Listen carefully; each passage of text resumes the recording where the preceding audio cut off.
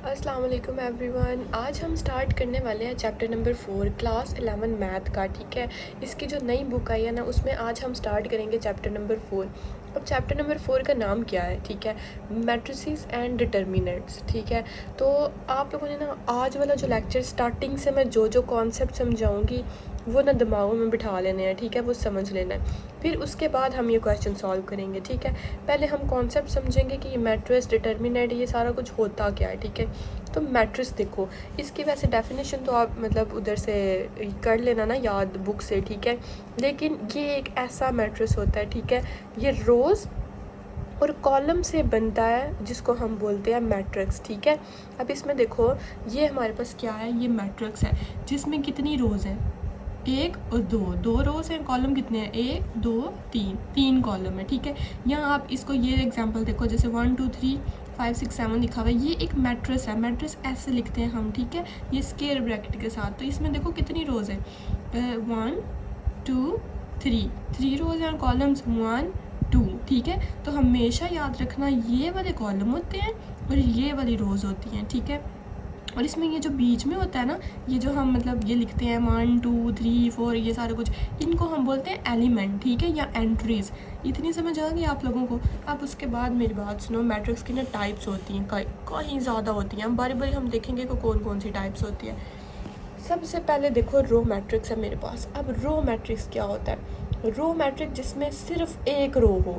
ये देखो, इसमें सिर्फ एक रो है, मतलब ये देखो एक ही रो है ना, ये दूसरी कोई रो है नहीं। तो ये क्या है मेरे पास, रो मैट्रिक्स है जिसमें सिर्फ वन रो हो। ठीक है, इतनी समझ आ गई।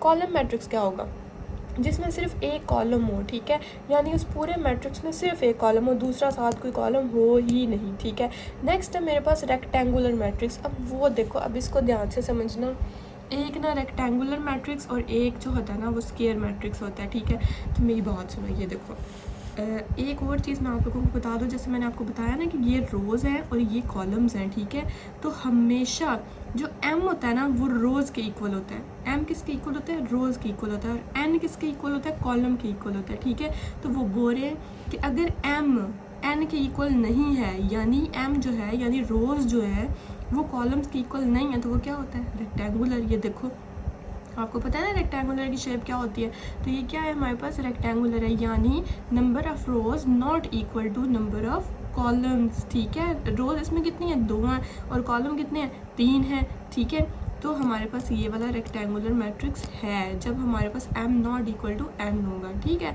अच्छा, रेक्टेंगुलर मैट्रिक्स की समझ आ गई है। अब नेक्स्ट है हमारे पास स्क्वायर मैट्रिक्स। ठीक है, वो मैंने ना ऐसे पहले ये वाले लिखे थे, तो फिर मुझे लगा था कि इतने में पूरा आ जाएगा, लेकिन नहीं पूरा आया, तो इसलिए उसके बाद ये वाले देखेंगे। नेक्स्ट है हमारे पास स्क्वायर मैट्रिक्स। तो जैसे देखो, रेक्टेंगुलर का तो पता है कि ये शेप है, तो स्क्वायर की पता है ये शेप होती है, यानी जिसमें रोज़ कॉलम्स की इक्वल होंगी, वो क्या होगा, स्क्वायर मैट्रिक्स। ये तो सिंपल सा ही था। नेक्स्ट हमारे पास एक मैट्रिक्स होता है इक्वल मैट्रिक्स, यानी जब उनका मैट्रिक्स का ऑर्डर भी सेम होगा, उनकी एंट्रीज भी इक्वल होंगी, तो वो मेरे पास क्या होगा, इक्वल मैट्रिक्स। ठीक है, यानी ऑर्डर सेम का मतलब है कि वो अगर 2 रोज़, मतलब ऑर्डर सेम का मतलब है कि अगर 2 रोज़ हैं तो 2 ही कॉलम्स हैं। ठीक है, और एंट्रीज इक्वल का मतलब है कि अगर इसमें 1 2 3 4 5 6 एंट्रीज हैं तो उसमें भी 6 एंट्रीज ही होंगी। ठीक है, तो ये हमारे पास होता है इक्वल मैट्रिक्स। नेक्स्ट है हमारे पास नल मैट्रिक्स। अब नल का तो आप लोगों को पता है ना, नल क्या होता है, यानी जिसमें कोई चीज़ ना हो, ज़ीरो। तो जिस मैट्रिक्स में ऐसे आ जाएगा ना 0 0 0 0, वो क्या होगा, नल मैट्रिक्स। फिर ये समझने वाली इधर आप लोगों की बात है। अब आगे ना 2 मैट्रिक्स हैं, एक डायगोनल और स्केलर। ठीक है, तो एक चीज़ समझ लो, डायगोनल क्या चीज़ होती है, ये देखो ये, ठीक है, ये जो होता है ना, ये क्या होता है, डायगोनल चीज़ होती है। ठीक है, तो अगर इसमें ज़ीरोज़ नहीं है, मतलब इसमें जो डायगोनल होता है ना, ये इसमें ज़ीरो नहीं है, तो वो मेरे पास क्या होगा, डायगोनल मैट्रिक्स होगा। ठीक है, और स्केलर में देखो, स्केलर में इस चीज़ को समझ लो कि जिसमें सिर्फ जो डायगोनल है ना, ठीक है, उसमें जो है वो ज़ीरो नहीं होगा, बाकी सारे ज़ीरो होने चाहिए, तो वो मेरे पास क्या होगा, स्केलर होगा। यानी सिर्फ डायगोनल जो है वो नॉन ज़ीरो और बाकी सारे क्या होंगे हमारे पास, ये देखो 0 0 0। इसमें ये हुआ था कि इसमें इधर ना हो सकता है, मतलब इसमें कोई और डिजिट हो सकता है, ये डायगोनल जो है ना वो हमारे पास 0 नहीं होना चाहिए। ठीक है, और इसमें बाकी सारे 0 होने चाहिए, तो ये हमारे पास होता है स्केलर मैट्रिक्स। ठीक है, फिर यूनिट मैट्रिक्स क्या होता है, ये जो डायगनल है इसमें अगर 1 1 1 आए और बाकी ऐसे हो, ठीक है, तो ये हमारे पास क्या होता है, यूनिट मैट्रिक्स होता है। अब अच्छा एक ना, ये जब मैं मतलब थी इंटर में, तो हमारी दफ़ा भी ये जब ट्रांसपोज के क्वेश्चन होते थे ना चैप्टर 4 में, ये मैट्रिसेस और डिटर्मिनेंट वाले, तो आई स्वेयर मुझे सबसे इजी ये ट्रांसपोज लगता था, लाइक ये वाले क्वेश्चन। ये आगे जाके ना हैं भी क्वेश्चंस, ठीक है, ये इतने ईजी लगते हैं मुझे, इतने ईजी कि जब भी ये क्वेश्चन पेपर में भी आता था ना, तो मैं मतलब उसी टाइम में खुश हो जाती थी कि आप मुझे ये तो आता है, ये तो मैं कर ही लूँगी, ये बहुत ईजी है। ये देखें मेरे पास फॉर एग्जांपल ये मैट्रिक्स है A इज़ इक्वल टू 1 3 2 4, मैंने इसका लेना है ट्रांसपोज। अब वो मैं कैसे लूँगी, सिंपली A ट्रांसपोर्ट मैं इधर लिखूँगी AT, मतलब इसका मैं ट्रांसपोर्ट लेने लगी हूँ। तो ट्रांसपोज कैसे लेते हैं, ये देखो, जो पहली रो है ना वो मैं उसको कॉलम में कन्वर्ट कर दूँगी, जो दूसरी रो है उसको भी मैं कॉलम में कन्वर्ट कर दूँगी। यानी देखो 1 2 है तो मैं इसको ऐसे लिख लूँगी 1 2, फिर 3 4 है फिर मैं उसको ऐसे लिख लूँगी 3 4। बस इतनी सी बात है कि हमने रोज़ को कॉलम में चेंज करना है, ये होता है ट्रांसपोज। अब आ जाते हैं क्वेश्चन पे, ठीक है। सबसे पहला क्वेश्चन है जी हमारे पास, देखिए इफ़ उन्होंने बोला A इज़ इक्वल टू आई जे का मतलब क्या है कि MN, ठीक है, मतलब आई जो है वो M है और J क्या है N, और M मैंने बताया था आप लोगों को कि हमारे पास क्या होते हैं रोज़ और N क्या होते हैं कॉलम। तो उन्होंने बोला I J 3 क्रॉस 4, यानी I है हमारे पास 3 और J है हमारे पास 4। तो मैंने ऊपर लिख लिया कि 3 क्या है M यानी रोज़ और 4 क्या है N मतलब कॉलम। तो उन्होंने बोला कि शो करें, पहला पार्ट है कि I3A is equal to A, यानी अब I3 क्या है, I3 है हमारे पास आइडेंटिटी मैट्रिक्स। 3 साथ इसलिए लिखा है कि आइडेंटिटी मैट्रिक्स 3 क्रॉस 3, ठीक है, यानी इसमें 3 ही रोज़ होनी चाहिए और 3 ही कॉलम्स होना चाहिए। तो अब मैं इसको सॉल्व करूँगी और इसको मैंने सॉल्व करके बताना है कि वो A के इक्वल है। तो A तो हमारे पास सिंपली मैं पहले A जो है वो कर लेती हूँ ना। अब A को हमने कैसे लिखना है, क्योंकि उन्होंने हमें खुद मैट्रिक्स नहीं दिया हुआ, हमने मैट्रिक्स बनाना है, ठीक है। अगले क्वेश्चंस में ना उन्होंने मैट्रिक्स दिए होंगे, इसमें उन्होंने बोला सिर्फ उन्होंने A बता दिया कि उसमें 3 कॉलम है और 4 रोज़ हैं, तो आप लोग ने खुद मतलब आगे सॉल्व करो। तो ये देखो A मैंने अब इसमें 3 कॉलम्स 3 रोज़ और 4 कॉलम बनाने हैं, तो मैं ऐसे बनाऊंगी A11, इसके को फैक्टर्स होते हैं ये A11 A12 A13 A14 फिर A21, मतलब ये ना 11 12 13 14, अगर वो बोलते हैं ना 5 तो मैं इधर लिखती 15, लेकिन उन्होंने बोला 4 तो ये 14। यहाँ से जो स्टार्ट होगा ये 21 से स्टार्ट होगा, 21 22 23 24 फिर ये 31। तो ये मेरे पास एक A वाला मैट्रिक्स बन गया, ठीक है। अब A तो आ गया, इसको सॉल्व करना है ना। A आ गया, I3 क्या है, I3 का मतलब कि एक ऐसा matrix I3 is equal to जिसमें तीन उन्होंने 3 बोला हुआ ना, तो 3 ही रोज होंगी 3 ही कॉलम्स होंगी, तो मैंने ये लिख लिया, ये देखो। और I का मतलब है आइडेंटिटी, यानी मैट्रिक्स क्या होना चाहिए, आइडेंटिटी होना चाहिए।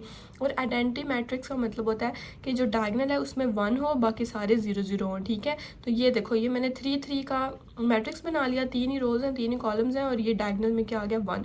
ये होता है हमारे पास आइडेंटिटी मैट्रिक्स, ठीक है।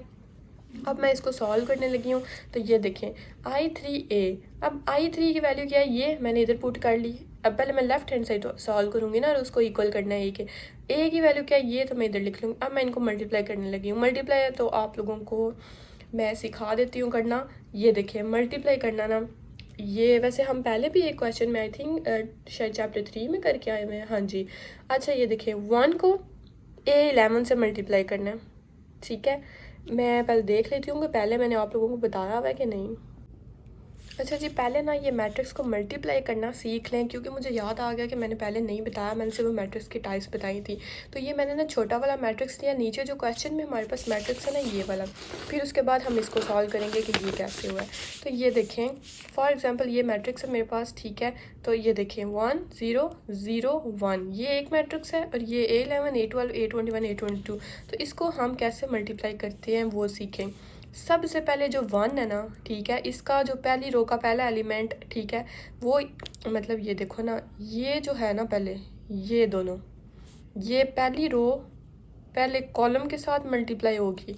वो कैसे, देखो 1 मल्टीप्लाई बाई A11, और ये जब भी मल्टीप्लाई करते हैं बीच में आता है प्लस, तो 0 मल्टीप्लाई बाई A21, तो वो 0 ही हो जाएगा, हो गया। अब मैंने क्या करना है, अब मैंने ये पहली रो को ये दूसरे कॉलम के साथ मल्टीप्लाई करना है, ठीक है। 1 A12 के साथ होगा तो क्या आएगा A12, ज़ीरो, मतलब पहला वाला पहले के साथ, दूसरे वाला दूसरे के साथ, ये भी पहला वाला पहले के साथ, दूसरे वाला दूसरे के साथ, ठीक है, ऐसे होता है। तो 1 को A12 के साथ किया तो A12, और 0 को A22 के साथ किया तो 0। अब नीचे देखो, ये अब मैं इसको करने लगी हूँ। अब इसको पहले इसके साथ करूँगी, अब फिर इसको इसके साथ करूँगी। तो 0 को पहले एलिमेंट के साथ 11, तो ये 0 आ गया, और 1 को A21 के साथ तो A21 आ गया। फिर 0 को A12 के साथ तो ये 0 ही आ गया, प्लस 1 को A22 के साथ तो क्या आ गया, A22। तो ये देखो इस मैट्रिक्स का आंसर क्या आया है, A11 और A12, उसके बाद इधर आ गया A21 और A22। तो आई होप आप लोगों को ये मल्टीप्लाई करना आ गया होगा। मैं फिर भी जब ये क्वेश्चंस करूँगी ना तो आपको अच्छे से समझ आ जाएगी। ये देखिए, अब हमने ये देखो पहले वाली रो को पहले वाले कॉलम के साथ करना है। 1 को A11 से किया तो A11 आ गया, 0 को A21 से किया तो 0 आ गया, बीच में प्लस का साइन लगता है जब भी मल्टीप्लाई करते हैं। फिर 0 को A31 से किया तो क्या आ गया, 0। अब ये हो गया। अब वही पहली रो को दूसरे कॉलम के साथ सेम करूँगी। 1 को A12 से किया तो A12 आ गया, 0 से इसको किया तो 0 से इसको किया तो प्लस 0 0। फिर इसी को थर्ड वाले से करूँगी। 1 को A13 से किया तो A13 और A23, मतलब पहले वाली रो को पहले सारे कॉलम्स के साथ मल्टीप्लाई करके ना तो ऐसे आंसर लिख लेना है। फिर हमारे पास अब यहाँ में किधर थी, 0 पे थी आई थिंक, हाँ। 0 को जब A14 से किया तो A14, फिर 0 को A24 से किया तो 0 और 0, मतलब वो 0 है तो 0 ही आ जाएगा। पहली रो होगी, इधर भी पहली रो होगी। अब सेकंड रो को मल्टीप्लाई करूँगी सारे कॉलम्स के साथ। सबसे इजी तरीका यही है कि वैसे मैं आप लोगों को ना याद करने के लिए बता दूं, कसम से सबसे इजी ये है, हमारे टाइम से ये चल रहा है कि पहले ना पहली रो को सारे कॉलम्स के साथ बारी बारी करते जाओ। मतलब इसको पहले इसके साथ करो, लिख लिया, फिर इसको इसके साथ करो, लिख लिया। मतलब पहले पहली रो को जब हमने करना है ना सारे कॉलम के साथ, तो मेरे कहने का मतलब है कि पहली रो कंप्लीट कर लो, फिर दूसरी रो पे आना। अगर दूसरी रो पे भी साथ ही आ जाओगे तो फिर वो आप लोग कन्फ्यूज़ हो जाओगे, ठीक है। तो मैंने पहली रो सबके साथ कर ली मल्टीप्लाई और लिख लिया। अब मैं दूसरी रो पे आई। अब मैंने दूसरी रो को भी हर कॉलम के साथ करना है। 0 को A11 पहले इस कॉलम से, दूसरी रो को अब पहले का कॉलम से करने लगी हूँ। 0 को A11 से किया तो 0, 1 को, हाँ मतलब 0 को जब A11 से किया तो 0, ठीक है। 1 को जब A21 से किया तो A21। अब ये चीज़ भी इधर कंफ्यूज नहीं हो जाना कि पहला एलिमेंट है ना उसको मल्टीप्लाई करना है पहले एलिमेंट से, दूसरा एलिमेंट है ना उसको दूसरे से, तीसरा है तो उसको तीसरे से, ठीक है। तो 1 को A21 से किया तो A21 आ गया, और फिर उसके बाद 0 को A31 से किया तो A31 आ गया। ये ठीक है। अब मैं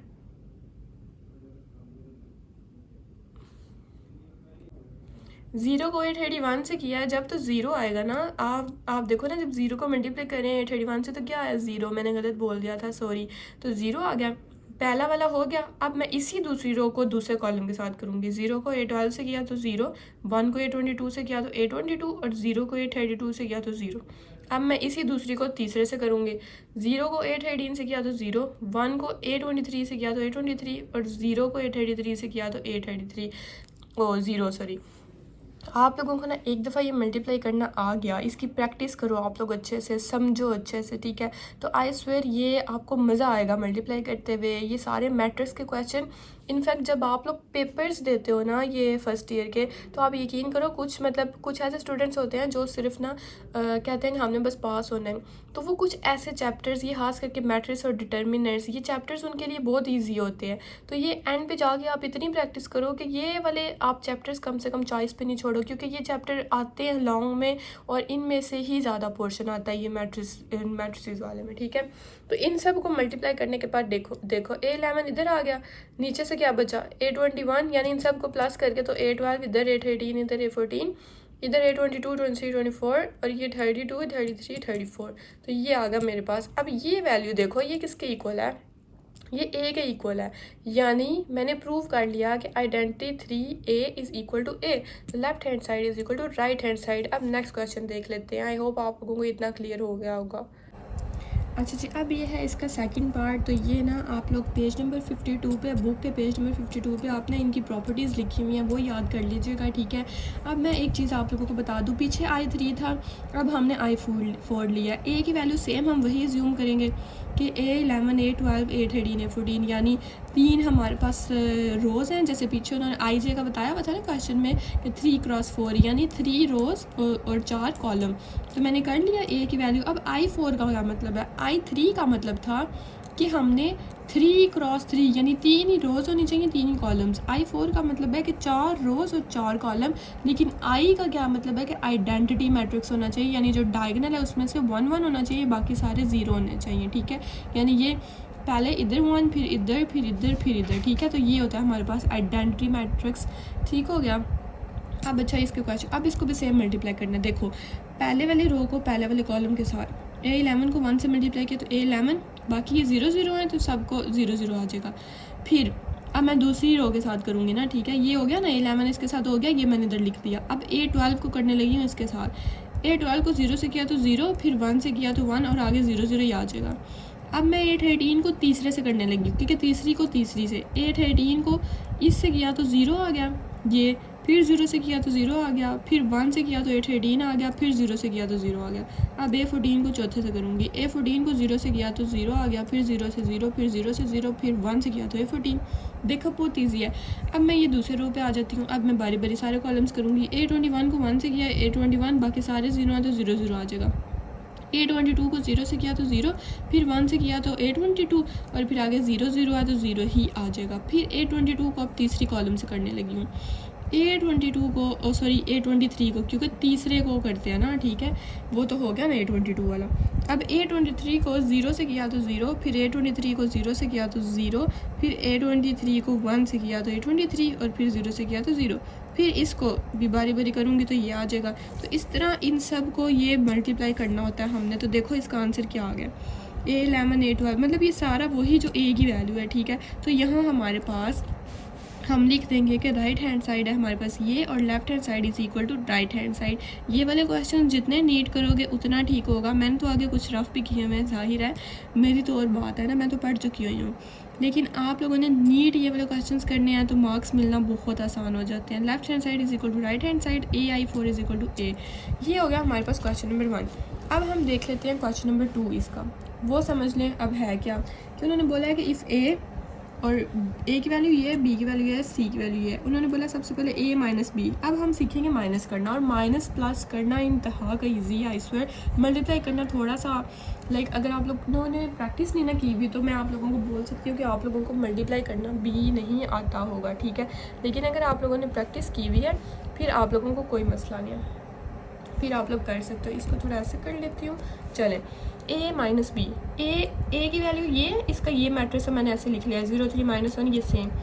B का ये है तो हमें A माइनस बी, इस मैट्रिक्स में से इसको माइनस करना है। तो सिंपली ये देखो, ये पता है होना क्या है, ये 0 -2 -1 -1 2 -1, यानी सिंपल सामने सामने वाले। ये पहला पहले के साथ, दूसरा दूसरे के साथ, तीसरा तीसरे के साथ, फिर नीचे आ जाओ 3 1 के साथ, 2 के साथ और 1 4 के साथ। ये बहुत इजी है तो मैंने इस तरह सेम ऐसे लिख लिया। फिर -1, ये माइनस है और ये भी -1 है तो ये माइनस माइनस प्लस हो जाता है तो मैंने सीधा प्लस लिख लिया। फिर 0 -2 लिख लिया, 4 -1 लिख लिया। अब मैं इनको माइनस कैलकुलेटर हाथ में रखा करो और इनको माइनस करके देखा करो कि अगर कोई गलती हो, मुझसे भी हो जाती है गलती, तो वो मुझे कमेंट सेक्शन में बता दिया करो। तो ये देखो, ये -2 मतलब इनको जब माइनस किया ना तो ये आंसर आ गया। तो A माइनस बी का ये आंसर आ गया। अब नेक्स्ट देखते हैं। अच्छा जी, पहले हमने किया A माइनस बी, अब हम करेंगे B माइनस सी। तो मैंने B का मैट्रिक्स लिख लिया, C का लिख लिया। 2 को 1 से 1 -0 -1 -2 यानी -1 + 2 हो जाएगा। अच्छा, 1 -1 तो माइनस माइनस क्या हो जाएगा प्लस, तो मैंने डायरेक्ट लिख लिया 1 + 1। फिर 2 -5 4 -0, फिर -1 -3, फिर 2 -4, फिर 1 -1, ये आ गया। अब ये कैलकुलेटर के थ्रू किया करो तो 2 -1 1 1 -0 1, तो ये सारा हमारे पास B माइनस सी का आंसर आ गया। इंतहा के इजी क्वेश्चन है, शॉर्ट क्वेश्चन में आते हैं, लाजमी आते हैं पेपर में। अच्छा जी, अब ये है हमारे पास, उन्होंने अपनी तरफ से ये थोड़ा ना कॉम्प्लिकेटेड क्वेश्चन दिया लेकिन बहुत ईजी है, बहुत ज़्यादा ईजी है। A माइनस बी और माइनस सी, इसका क्या मतलब है, यानी वो बोल रहे हैं A माइनस बी जो ब्रैकेट में है, पहले A माइनस बी करो, इसको सॉल्व करो, उसका जो आंसर आएगा उसको फिर वो C में से माइनस करो। तो ये देखो सबसे पहले a लिखूँगी, b लिखूँगी, इनको माइनस करूँगी, 2 माइनस 2 माइनस मुझे लग रहा है b, हाँ ठीक है, 2 माइनस 2, ये इधर मैंने 0 लिख दिया है, मुझे लगता है b की वैल्यू मुझे एक दफ़ा चेक कर लेने दें। अच्छा ठीक है, ये इधर 2 ही है, ये 0 है, a की वैल्यू में इधर 0 है और मुझे ऐसा लग रहा था मैंने 2 लिखा हुआ। अच्छा ये 0 है और उस हिसाब से 0 माइनस 2 आना था और मैंने इधर 2 माइनस 0 लिखा हुआ है, तो 0 माइनस 2 ये ठीक कर लीजिएगा, ठीक है। अच्छा -1 2 माइनस और -1 क्या हो जाएगा, ये देखा, ये ऐसे लिख लो बेशक, या -2 + 1 डायरेक्ट लिख लो, ठीक है। इनको सामने वाले के साथ हर एक को एलिमेंट को करके मल्टीप्लाई, ठीक है, तो ये आ जाएगा। इसको कैलकुलेटर के थ्रू करो तो ये देखो इसका आंसर इधर, फिर इसका इधर, फिर इसका इधर, तो ये आ गया मेरे पास a माइनस बी का आंसर आ गया। अब ये मैट्रिक्स है a माइनस बी का, अब मैं इसको माइनस करूँगी c से, तो ये देखो मैंने a माइनस बी का मैट्रिक्स ये लिख लिया, c का ये लिख लिया। अब वही बात के -2 -1 -2 -0, इतना इजी, 3 -2 2 अच्छा ये इजी भी आप लोग ना कई दफ़ा ना गलत कर देते हो, पता है क्यों, ये साइंस की वजह से। तो ये माइनस वाला साइन है जो ये बड़ा ख़तरनाक है, तो इसको बड़ा ज़रा ध्यान से करना है। अच्छा तो -2 मतलब ये सारा सामने वाले से हो जाएगा, मैं नीचे लिख लिया, ये देखें जैसे 3 -1, तो ये -3 -1 है, तो 3 -1 क्या हो जाएगा, 3 + 1, तो मैंने देखो नीचे लिखा 4, तो ये सारा हमारे पास इसका आंसर आ जाएगा। अब नेक्स्ट पार्ट देखते हैं। ये देखें जी, अब हमारे पास क्या आ गया, वो बोल रहे हैं पहले b माइनस सी जो ब्रैकेट में होता है ना उसको पहले करते हैं, ठीक है। पहले b माइनस सी को करो, फिर उस a माइनस कर दो b माइनस सी, तो b मैंने ये लिख लिया, c का मैट्रिक्स ये लिख लिया, तो 2 -1 1 -0 -1 -2 यानी -1 + 2 हो जाएगा इधर, ठीक है। अच्छा 1 -1 2 -5 4 -0, ये सारा मैंने लिख लिया, फिर -1 -3, फिर 2 -4 और 1 -1 ये भी हो गया। अब मैं इनके आंसर्स कैलकुलेटर के थ्रू, या अगर किसी को खुद भी अच्छा प्लस माइनस करना आता है तो 2 -1 1, ये इसमें थोड़ा कंफ्यूज हो जाए क्योंकि देखो -1 + 2, ठीक है, तो प्लस माइनस माइनस, तो 2 1 और बड़ी वाली के साथ प्लस है तो क्या होगा 1, तो आप लोग तो पागलों की तरह 3 लिख दोगे, तो इसलिए अच्छा है कि कैलकुलेटर ही यूज़ करना।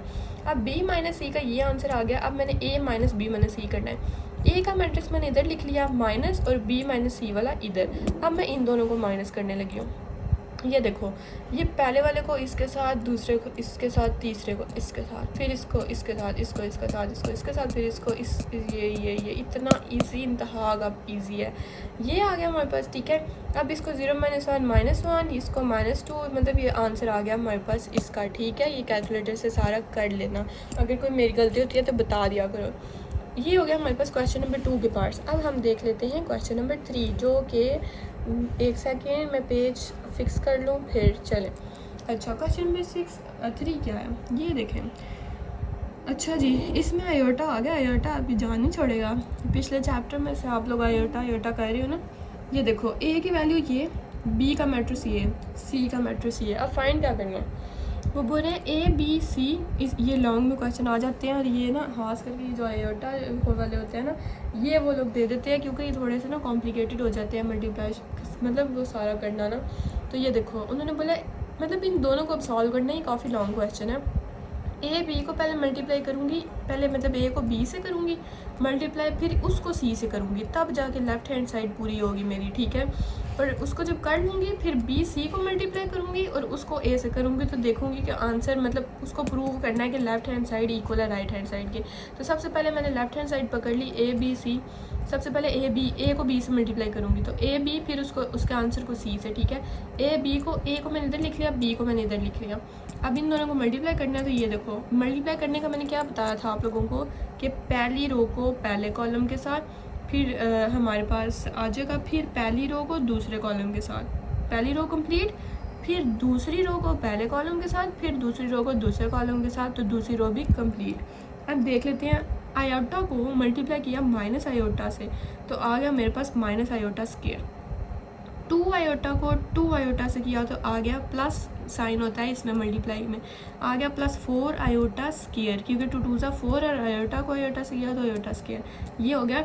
अब आयोटा को 1 से किया तो आयोटा, फिर 2 आयोटा को 1 से किया तो +2 आयोटा। ये जी पहला मेरे पास कंप्लीट हो गया, मैंने पहले वाली रो को सारे कॉलम के साथ कर लिया। अब 1 को माइनस आयोटा से किया तो माइनस आयोटा, फिर माइनस आयोटा को 2 आयोटा से किया तो -2 आयोटा स्केयर, क्योंकि आयोटा आयोटा आयोटा स्केयर हो जाते हैं। पहले से हो गया। अब दूसरे से 1 को 1 से किया तो 1, और माइनस आयोटा को 1 से किया तो माइनस आयोटा, ये हो गया। अब मैं इसको कैसे सॉल्व करूँगी कि ये देखो माइनस आयोटा स्केयर और +4 आयोटा स्केयर, यानी इसके साथ क्या है 1, तो ये कैलकुलेटर पे करो -1 +4 तो आएगा 3 आयोटा, मतलब 3 आएगा, ठीक है। और आयोटा स्क्वायर साथ में लिख लूँगी क्योंकि 3 आयोटा स्क्वायर, फिर आयोटा +2 आयोटा 3 आयोटा, ये माइनस आयोटा -2 आयोटा, मतलब -1 -2 कैलकुलेटर पे करो, ठीक है। तो आप लोगों नहीं आयोटा स्क्वायर की वैल्यू होती है -1, तो वो आप उसको नहीं माइनस प्लस कर सकते, क्योंकि ये देखो ना ये आयोटा है, ये आयोटा स्क्वायर है, तो हम हमेशा यहाँ आयोटा आयोटा को कर सकते हैं प्लस माइनस, और यहाँ आयोटा स्क्वायर को कर सकते हैं। ये आयोटा स्क्वायर की वैल्यू हमने चैप्टर नंबर 2 में पढ़ी थी -1, तो मैं उसकी जगह पुट करूँगी -1, ठीक है। तो इसका आंसर आ जाएगा 2 माइनस आयोटा, यानी माइनस माइनस प्लस हो जाएगा ना, तो 2 को मैं पहले लिख लूँगी 2 और माइनस आयोटा ऐसे ही, ये 1 माइनस आयोटा ऐसे ही। ए बी का आंसर आ गया। अब मैंने इसको सी से मल्टीप्लाई करना है, तो ये देखो ये ए बी का आंसर इधर लिख लिया, ये सी की वैल्यू ये वाली लिख ली। अब इसको मल्टीप्लाई करूँगी -3 को इसके साथ -6 आयोटा, 3 आयोटा को माइनस आयोटा के साथ -3 आयोटा स्क्वायर, फिर -3 को 1 के साथ -3, फिर 3 आयोटा को आयोटा के साथ +3 आयोटा स्क्वायर, फिर ये 2 माइनस आयोटा को 2 आयोटा के साथ। तो इसको जब मल्टीप्लाई करूँगी तो देखो ये आप लोग पता है क्या करना, ये ना आप लोग इधर ना करना ना, आप मैंने भी रफ में किया था तो आप लोग रफ में कर लेना, ठीक है। तो इस पे करके देखते हैं हम, वो मेरा पेज पता नहीं ये वाला है, एक सेकंड बस। ये देखें हमें किसको मल्टीप्लाई करना है, 2 माइनस आयोटा को 2 आयोटा से मल्टीप्लाई करना है, ठीक है। और ठीक है ये हम ऐसे ही कर लेते हैं। अच्छा ये देखिए 2 माइनस आयोटा को मल्टीप्लाई करना है 2 आयोटा से, और प्लस फिर इसको भी तो मल्टीप्लाई करना है ना, तो 1 माइनस आयोटा को मल्टीप्लाई करना है माइनस आयोटा से, तो 1 माइनस आयोटा और माइनस आयोटा। तो देखो 2 को 2 आयोटा से किया तो क्या आ गया 4 आयोटा, ठीक है। और माइनस आयोटा को मल्टीप्लाई किया 2 आयोटा से, तो आ गया हमारे पास -2 आयोटा स्क्वायर, प्लस ये 1 को माइनस आयोटा से किया तो ये देखो माइनस आयोटा, ठीक है। और माइनस आयोटा को माइनस आयोटा से किया तो प्लस आयोटा स्क्वायर, तो ये देखो 4 आयोटा -2 आयोटा स्क्वायर, ठीक है। और ये प्लस माइनस माइनस होता है ना, तो ये मैंने इधर लिख लिया माइनस आयोटा और प्लस आयोटा स्क्वायर, तो ये प्लस आयोटा स्क्वायर। तो ऐसे रफ में ना करके देख लिया करो। अच्छा ये नेक्स्ट, अब हम ये हो गया हमारे पास। अब मैं इसको इससे करूँगी तो 2 माइनस आयोटा को इससे किया तो 2 minus iota, plus 1 minus iota को इससे किया तो 1 माइनस आयोटा स्क्वायर। ये मैंने लिखा हुआ है 2 minus iota plus iota minus iota square, ठीक है। ये मैंने मल्टीप्लाई कर लिया। अब नेक्स्ट देखते हैं। अच्छा जी, ये मल्टीप्लाई करने के बाद ये आयोटा स्क्वायर की जगह मैंने -1 पुट कर दिया, इधर भी मैंने -1 पुट कर दिया। तो इन सबको सॉल्व करने के बाद आंसर आया मेरे पास इसका 3 - 6 आयोटा, क्योंकि 3 पॉजिटिव था तो मैं इसको पहले अरेंज करके लिख दिया मैंने। इसका आंसर -6, इसका भी जब -1 पुट किया तो 1 + 3 आयोटा, मैं 1 को आगे लेगी, ठीक है, मतलब अरेंज करके लिख दिया। और ये 2 + 1 के होते हैं 3, तो right hand side equal to left hand side. आप बेशक जाके नहीं अभी हमने लेफ्ट हैंड साइड सॉल्व किया ना, अब हम राइट हैंड साइड सॉल्व करेंगे, ठीक है। अच्छा अब हमने ए बी को मल्टीप्लाई किया था पहले, फिर सी के साथ। अब हमने पहले बी सी को मल्टीप्लाई करना है। तो ये देखें मैंने ये बी की वैल्यू लिख ली, ये सी की लिख ली। तो माइनस आयोटा को 2 आयोटा के साथ तो -2 आयोटा स्क्वायर, फिर 1 को माइनस आयोटा के साथ, तो यहाँ क्या आएगा माइनस आयोटा, ठीक है। ओहो ये माइनस आयोटा प्लस आयोटा, इधर आई थिंक मैंने कुछ मिस कर दिया। अच्छा जी ये देखें, जब इनको मल्टीप्लाई किया तो अब तो आई थिंक आप लोगों को बताने की ज़रूरत नहीं है कि कैसे मल्टीप्लाई करना है। कि पहली रो को पहले कॉलम के साथ ये आ गया, फिर पहली रो को दूसरे कॉलम के साथ ये आ गया, फिर दूसरे रो को पहले कॉलम के साथ ये, फिर दूसरी रो को दूसरे कॉलम के साथ ये, ठीक है। फिर ये आयोटा स्क्वायर की जगह -1 पुट किया, ठीक है।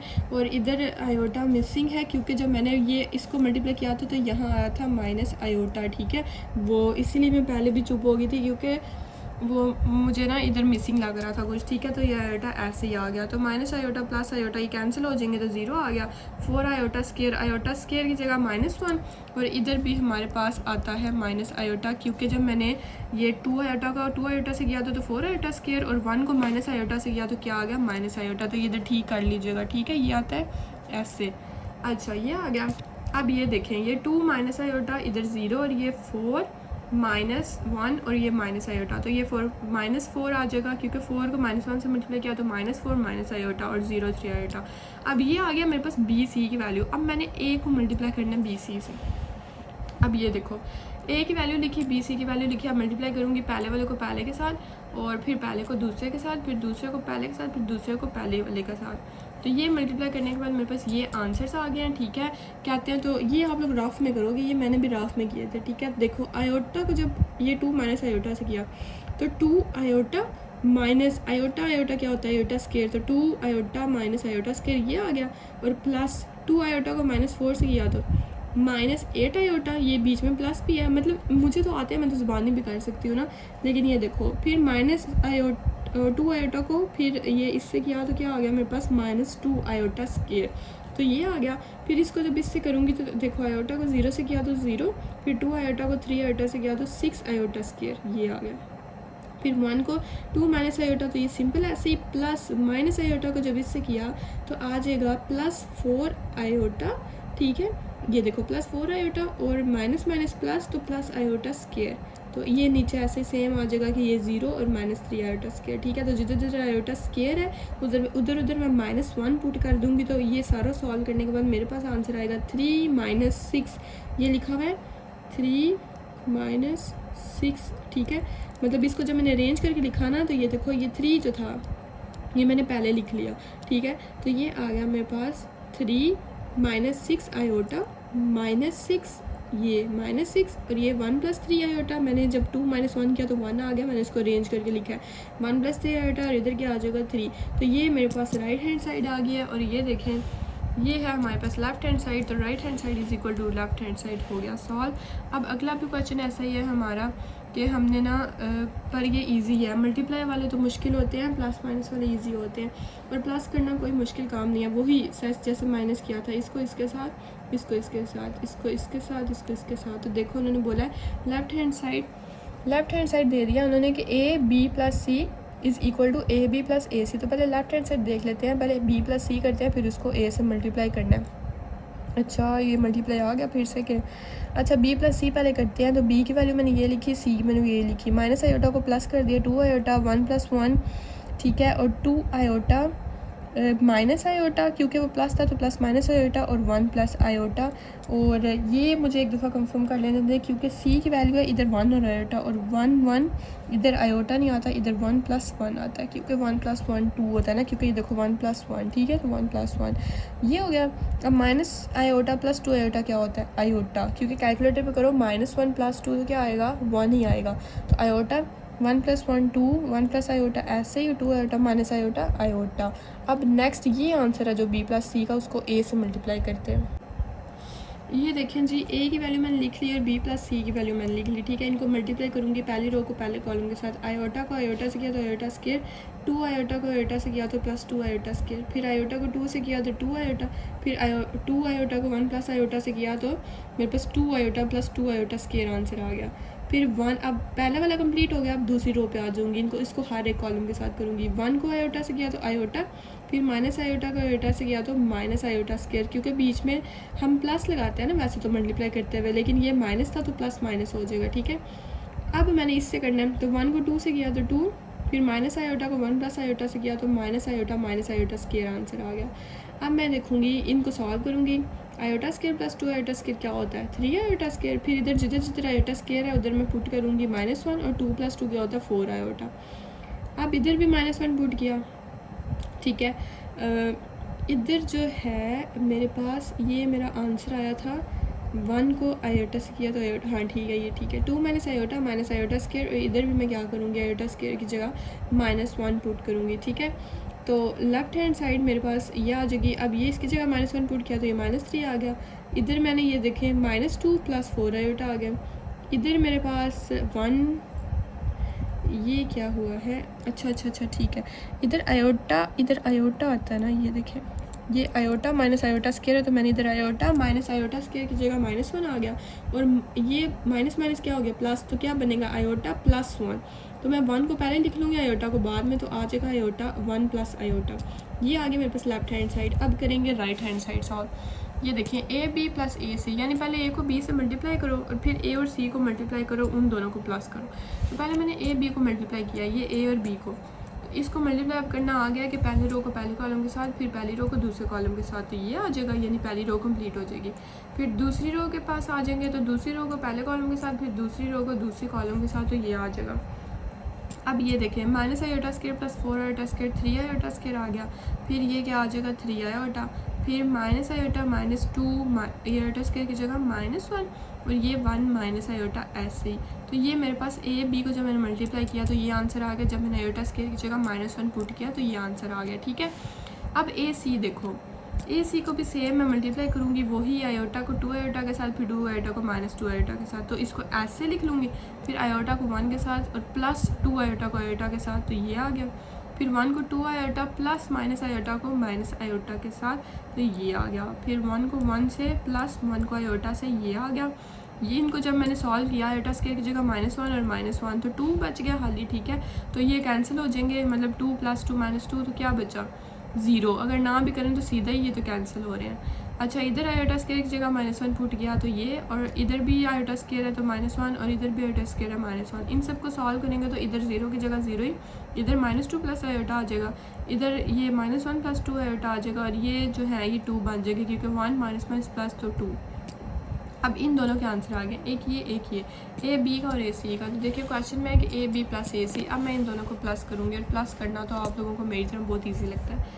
-3 + 3 0, 3 आयोटा प्लस -2 + आयोटा, फिर नीचे इसको इससे प्लस करना, इसको इससे प्लस करना, तो देखो -3 + 0 -3 ऐसे आ गया, फिर 3 आयोटा प्लस -2 आयोटा, तो ये प्लस माइनस माइनस, तो 3 - 2, ओहो नहीं ये आयोटा से होगा, सॉरी प्लस माइनस तो आ गया ना, ये -2 हो गया, तो 3 आयोटा प्लस आयोटा 4 आयोटा -2 ऐसे ही, तो आ गया -2 + 4 आयोटा।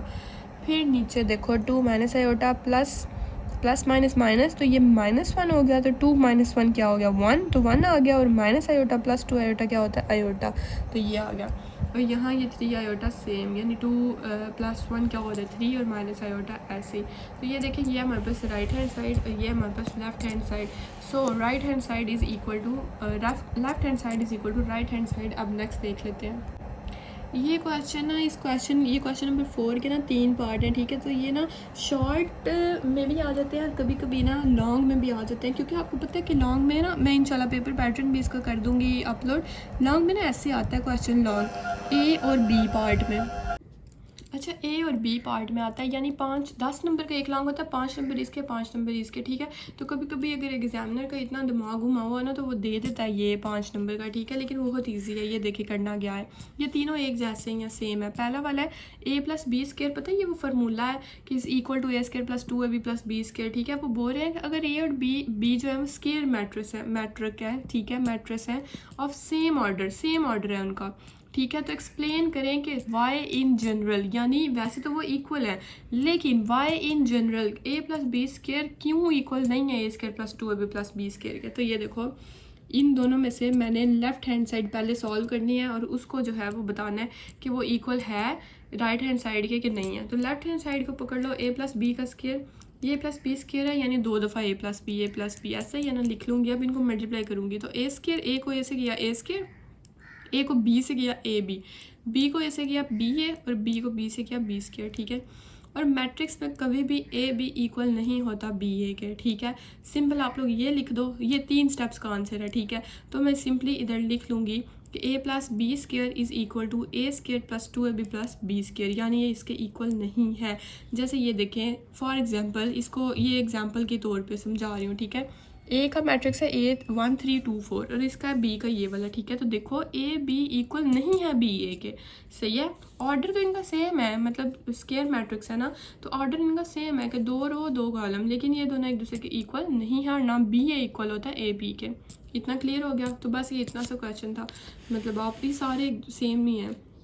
अब ये a माइनस बी का स्केयर आ गया और माइनस 2ab, तो ये सेम वैसे a माइनस बी का स्केयर, तो a माइनस बी को 2 दफ़ा लिख लूँगी, मल्टीप्लाई करूँगी, a को a से a स्केयर माइनस b को a से b a प्लस a को b से पहले करना है, फिर माइनस a भी आ गया, फिर a को a से b को सॉरी आप करना है ना, माइनस b को a से किया तो माइनस b है, फिर b को b से किया तो प्लस b स्केयर। तो मैट्रिक्स में ये लिखते हैं ना कि a b नहीं इक्वल होते b a के, कभी भी इक्वल नहीं होते, ठीक है। तो ये आ जाएगा a minus b square is not equal to a square minus 2ab plus b square. Solve हो गया। अब ये आखिरी देख लो, a plus b a minus b is equal to a square minus b square. इधर से भी लेफ्ट हैंड साइड पकड़ो ये वाली, ठीक है, a plus b a minus b, इसको मल्टीप्लाई करो, a स्केयर आ जाएगा, a को b से किया तो माइनस a b आ जाएगा, फिर प्लस b को a से किया तो ये प्लस b है, और प्लस b को माइनस b से किया तो माइनस b का स्केयर। ये आ गया। मैट्रिक्स में a b इक्वल नहीं होते b a के, तो ये देखो ये माइनस ए बी और प्लस बी ए एक दूसरे से कैंसिल हो गए, ठीक है, क्योंकि बाहर तो एक ही है ना, ए बी ए, ठीक है, कैंसिल हो गए, पीछे क्या बचा, a square minus b square. तो ये देखो a plus b a minus b is not equal to a square minus b square because of matrix, ठीक है। तो ये हो गया हमारे पास सॉल्व। अब नेक्स्ट देख लेते हैं। अच्छा जी, ये आ गया मेरे सबसे फेवरेट क्वेश्चन ट्रांसपोज वाले, ये मुझे इतने पसंद है ना कि आप लोगों की सोच है। तो ये देखें, इसमें ना उन्होंने क्वेश्चन नंबर 5, इसमें काफ़ी ज़्यादा पार्ट्स हैं, उन्होंने ना सिर्फ ए का मैट्रिक्स दे दिया। वो बोल रहे हैं कि if A is equal to A का ये मैट्रिक्स है, वो बोल रहे हैं फाइंड करो ए प्लस ए ट्रांसपोर्ट, यानी ए ट्रांसपोज होता है, ठीक है, POS पोज, ए का मैट्रिक्स मिल गया, ठीक है। वो बोल रहे हैं ए प्लस ए ट्रांसपोज एक चीज़ फाइंड करना है, फिर ए माइनस ए ट्रांसपोज, फिर ए को मल्टीप्लाई करना है ए ट्रांसपोज से, फिर ए ट्रांसपोज को मल्टीप्लाई करना है ए से, और एंड पे ए ट्रांसपोज का ट्रांसपोज लेना है, ठीक है। तो ये हमारे पास टोटल 5 क्वेश्चन है इस एक क्वेश्चन में, लेकिन बहुत ईजी हैं। अच्छा, मेरी अब ना ये क्वेश्चन तो समझाते हुए बहुत मज़ा आता है। अच्छा, ए मैट्रिक्स ये आ गया, ठीक है। सबसे पहले देखो ए तो आ गया, अब मैं पहले ए ट्रांसपोज फाइंड कर लेती हूँ क्योंकि सारे क्वेश्चंस में उसकी ज़रूरत है।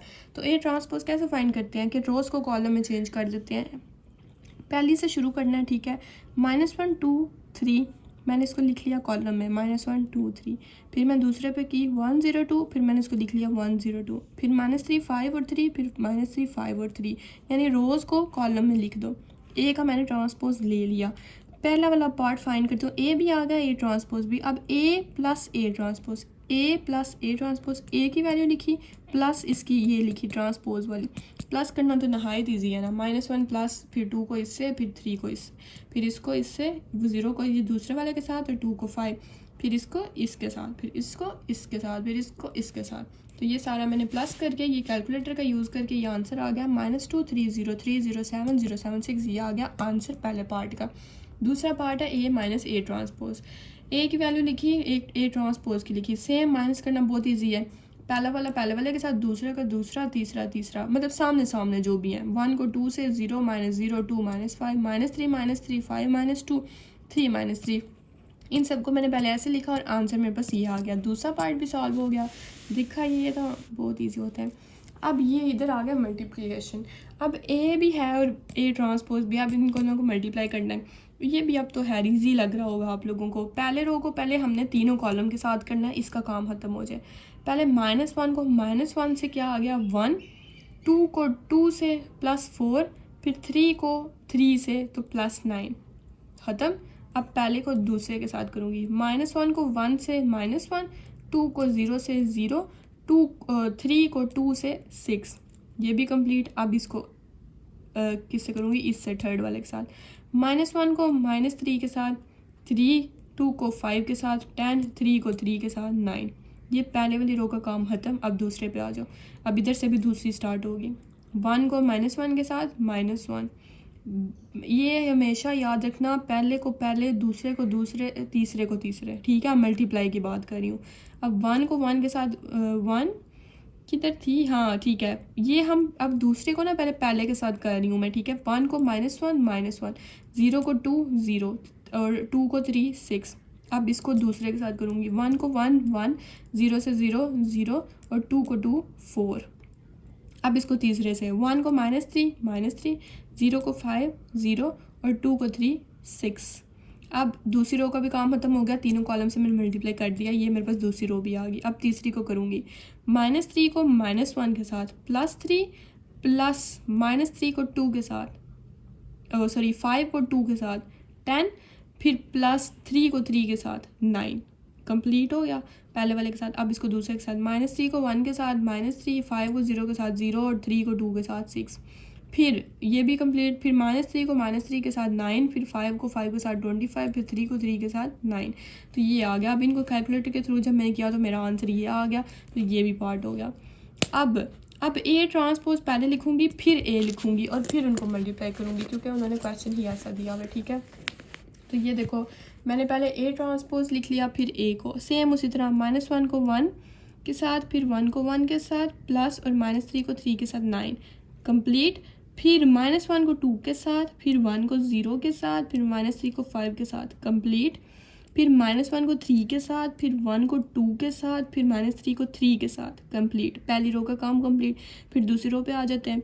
2 को -1 के साथ, फिर 0 को 1 के साथ, ये 0 ही हो गया। फिर 5 को 3 के साथ आ गया 15, ये हो गया। अब 2 को 2 के साथ 4, फिर 0 को 0 के साथ 0, फिर 5 को 5 के साथ 25, फिर 2 को 3 के साथ 6, 2 को 2 के साथ 0 को 2 के साथ 0 और 5 को 3 के साथ 15। ये दूसरी रो भी बन गई मेरे पास। अब तीसरी पे आ जाओ।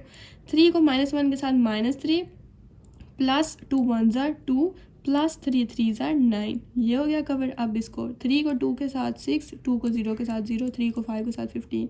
अब 3 को 3 के साथ 9, 2 को 2 के साथ 4, 3 को 3 के साथ 9, ये होगा कंप्लीट। इसका आंसर आ गया ये। अब लास्ट पार्ट जो सबसे ज़्यादा मुझे वो प्यारा क्यूट लगता है ना, वो कर लेते हैं। ये देखिए जी, लास्ट पार्ट है कि ए ट्रांसपोज, जो ए ट्रांसपोज लिया हुआ है उसका ट्रांसपोज। ठीक है, तो ये देखें, ये मैंने लिख लिया ए ट्रांसपोज। अब इसका ट्रांसपोज लूँगी मैं। देखो -1 1 -3, तो -1 1 -3 चेंज, 2 0 5 2 0 5, 3 2 3 3 2 3, सिंपल खत्म। बस ये आ गया ना, खुशी से पागल हो जाना। ठीक है, नेक्स्ट है हमारे पास क्वेश्चन नंबर 6। वो कैसे सॉल्व करना है अब उसको देख लेते हैं। उन्होंने बोला है सॉल्व मैट्रिक्स इक्वेशन। अब मैट्रिक्स की उन्होंने इक्वेशन दे दिया, उसमें देखो है क्या क्या। और उन्होंने बोला है कि a² -5a + 4 आइडेंटिटी -x = 0। तो इधर देखो हमने सॉल्व क्या क्या क्या करना है, फिर उनको माइनस करेंगे ना। ठीक है, सबसे पहले हमारे पास हमें a² चाहिए। उन्होंने सिर्फ a दे दिया है, हमें a² भी चाहिए, हमें 5a भी चाहिए, हमें 4 आइडेंटिटी भी चाहिए। ठीक है, हमें ये 3 चीज़ें चाहिए जो हमने इस ए के थ्रू फाइंड करनी है। सबसे पहले a² फाइंड करते हैं। a² मतलब a मल्टीप्लाई बाय a। तो a मैट्रिक्स को मल्टीप्लाई करेंगे a मैट्रिक्स से। तो अभी मैंने मल्टीप्लाई करना सिखाया है। पहले रो को पहले कॉलम के साथ ठीक है, फिर पहले कॉलम को दूसरे के साथ, फिर पहले सॉरी गलत बोल गई। पहली रो को पहले कॉलम के साथ, पहली रो को दूसरे कॉलम के साथ, फिर पहली रो को तीसरे कॉलम के साथ, तो पहली रो कंप्लीट हो जाती है। फिर दूसरी रो को पहले कॉलम के साथ, फिर दूसरी रो को दूसरे कॉलम के साथ, फिर दूसरी को तीसरे कॉलम के साथ, तो दूसरी रो कंप्लीट हो जाती है।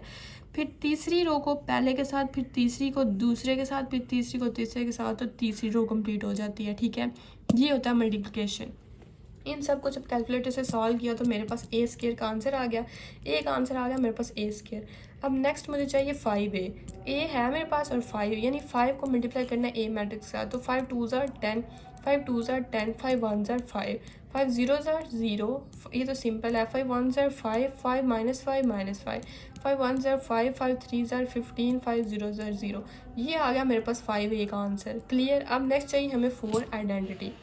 ठीक है, तो ये देखो 4 को यानी आइडेंटिटी मैट्रिक्स से कर लेना है। अब आइडेंटिटी मैट्रिक्स आप लोगों को पता है क्या होता है कि जिसमें सिर्फ ये डायगोनल में 1 हो, बाकी सारे 0 0 हो। तो मैंने इधर ये 3x3 मैट्रिक्स क्यों लिया है, क्योंकि क्वेश्चन में ए जो था वो भी 3x3 था। ठीक है, इसलिए मैंने ये मतलब 3 रो और 3 कॉलम लिए। अब मैंने फाइंड कैसे करना है 4i के 4 को मल्टीप्लाई करना है इसके साथ। तो 4 1 ज़ा 4, बाकी सारे 0 0 0, जिधर 1 है वो 4 से मल्टीप्लाई हो जाएगा, तो ये आ जाएगा 4i। अब इस पे आ जाते हैं। a² भी आ गया है, 5a भी आ गया, 4। अब मैं इनकी वैल्यूज पुट करूँगी। ये देखो, ये सबसे पहले a² की ये है, -5a की ये है, प्लस 4i की ये है, और ये x -x था तो मैं इसको इस साइड पे लेगी तो = x। ठीक है, अब सबसे पहले इन दोनों को माइनस कर लेती हूँ ना, फिर उसमें से इसको प्लस कर दूँगी। ठीक है, इनको जब मैंने माइनस किया ना तो मेरे पास ये आंसर आ गया। जैसे देखो ये 5 - 10 -5 -1, ये मैंने डायरेक्ट कर दिया। -5 -0 -1, 2 - 5 -3, फिर 9 - 10 -1 -2, मतलब ऐसे मैंने सारा माइनस कर दिया। मैं इन दोनों को प्लस करने लगी हूँ। अब ये देखो -5 + 4 क्या आ जाएगा, तो उनको प्लस करने के बाद मेरे पास ये आंसर आ गया। तो ये एक्स की वैल्यू है। ये भी नहायत वैसे ईजी क्वेश्चन था। अच्छा, अब क्वेश्चन नंबर 7 हमारे पास, आई थिंक इस एक्सरसाइज का लास्ट क्वेश्चन है। उन्होंने बोला कि if A and B are two matrices such that A B is equal to B and B A is equal to A, तो शो करें कि A square plus B square is equal to A plus B. उन्होंने बोला कि for example ए और B हमारे पास दो matrix हैं और ए बी इक्वल है बी के और बी ए इक्वल है ए के। तो देखो हमें दो चीज़ें उन्होंने दे दी हैं कि ए बी इक्वल है बी के और बी ए इक्वल है ए के। मेन यही दो चीज़ें हैं और उन्होंने ये इक्वेशन दे दिया कि A square plus B square plus A is equal to A plus B. तो ये लेफ्ट हैंड साइड को पकड़ूंगी, A square plus B square. तो ये क्या, ए स्क्र क्या होता है ए मल्टीप्लाई ए और बी स्क्र क्या होता है बी मल्टीप्लाई बाई बी। इधर मैं करूँगी क्या, ए की वैल्यू उन्होंने क्या दी हुई है गिवन में बी ए, तो मैं लिखूँगी let A is equal, sorry let नहीं लिखूँगी, मतलब लिखूँगी given A is equal to B A और बी की वैल्यू क्या है ए बी, यानी ए की जगह मैं पुट कर दूँगी बी ए और बी की जगह पुट कर दूँगी ए बी। पुट कर दिया मैंने। अब देखो, अब मैं आप लोगों की ना पेज नंबर 52 पे, ठीक है, पेज नंबर 52 पे आप लोगों की प्रॉपर्टी लिखी हुई है, 7 नंबर पे प्रॉपर्टी है कि ए बी सी इक्वल है ए बी सी। यानी बेशक अगर हमारे पास अगर ए ऐसे लिखा हो ना बी सी है, ठीक है, तो ये इक्वल होता है इसके ए बी सी के, ठीक है। यानी पहले दोनों को अगर हम ब्रैकेट में कर लें और बाहर वाला तीसरा हो और ये अगर हम पहला वाला बाहर निकाल दें और दूसरा तीसरा हो तो ये दोनों एक दूसरे के इक्वल होते हैं, ठीक है। यानी ये है ए बी सी इक्वल होता है ए बी सी के, यानी ए इधर बाहर था इधर सी बाहर है, तो इधर ए बी को मैंने इकट्ठा कर दिया और सी को बाहर निकाल दिया, एक दूसरे के इक्वल होते हैं, ठीक है। तो ये देखो इधर मैंने क्या किया है, मैंने ए बी ए था ना, तो मैंने ए बी को इकट्ठा कर लिया और ए को लदा कर दिया। इसमें से मैंने बी ए को इकट्ठा कर लिया और बी को लदा कर लिया इस प्रॉपर्टी के अकॉर्डिंग, ठीक है। अब फिर से मैं गिवन यूज़ करूँगी। अब गिवन में उन्होंने क्या दिया हुआ है, बी की वैल्यू है ए बी और ए की वैल्यू बी ए। तो मैं ये देखो ए बी की जगह मैंने पुट कर दिया ए बी किसकी इक्वल है बी के, तो ए बी की जगह मैंने पुट कर दिया बी और बी ए की जगह मैंने पुट कर दिया ए, तो b a plus a b, ठीक है, ये हो गया। अब अगेन गिवन देखो, अब देखो बी ए किसके इक्वल है। ये बहुत मज़े का क्वेश्चन है वैसे, लेकिन ये आ गया ना तो यकीन करो आप लोगों ने ना गलत बी से ही करना है, क्योंकि ये 3 दफ़ा गिवन दिए ना तो आप लोगों ने कंफ्यूज हो जाना है, लेकिन बहुत ही ईजी सा क्वेश्चन है। अब ये मेरे पास क्वेश्चन आ गया ना, ठीक है। अब फिर मैं वो उसी गिवन को यूज़ करूँगी जो उन्होंने क्वेश्चन में दिया हुआ है कि ए बी की जगह बी, तो ये देखो ए बी की जगह बी और बी ए की जगह ए, तो बी ए की जगह ए, तो A square plus B square is equal to A plus B, तो left hand side is equal. तो इसी के साथ हमारी एक्सरसाइज हो जाती है कंप्लीट, ठीक है। आई होप आप लोगों को सारी समझ आ गई होगी। इसके बाद हम 4.2 इंशाल्लाह स्टार्ट करेंगे, ठीक है। चैनल को सब्सक्राइब करना नहीं भूलिएगा और अगर किसी चीज़ की नहीं समझ आई तो कमेंट सेक्शन में पूछ लीजिएगा, ठीक है। अब मिलते हैं नेक्स्ट वीडियो में जिसमें हम 4.2 समझेंगे। तब तक अपना ख्याल रखें। अल्लाह हाफिज़। Thank you.